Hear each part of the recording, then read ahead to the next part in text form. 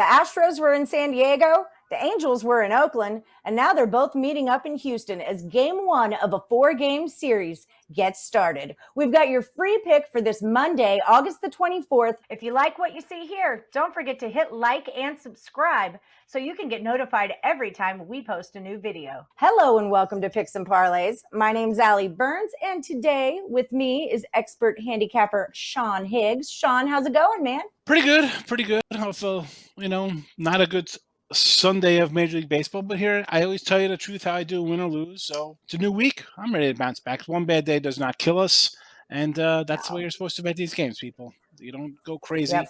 One day at a time. Don't get in over your head, as they say. Yep, and make sure that every bet you make, win or lose, you had the right amount of value on it when you make it. So Houston has been very, very good at home. We all know that, but not so much of late. It's kind of reflected in the price. They're minus 155. The Angels have been a little bit abysmal.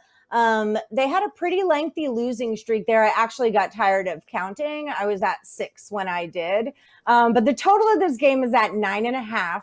Where do you make your play on this one?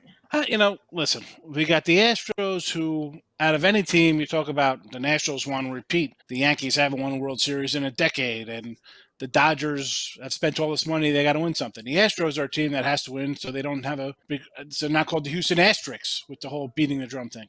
And they start out slow. The batting's been poor. They've dropped 3 straight. That being said, here come the Angels. They're not playing well. They dropped 8 of 10. I'm going to have to look at this based on the pitching matchups.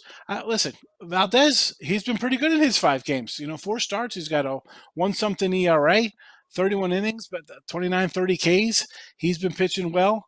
It's tough betting into 2 teams, especially one on a 3-game losing streak. I try to avoid doing stuff like that, but I'll grab the run line because I can't like 150 with a team losing 3 in a row. I'll go run line plus the 115. We get some hits. On the other side, Sandoval for the Angels, struggled for the year. He's got a 5-something ERA, 3 losses.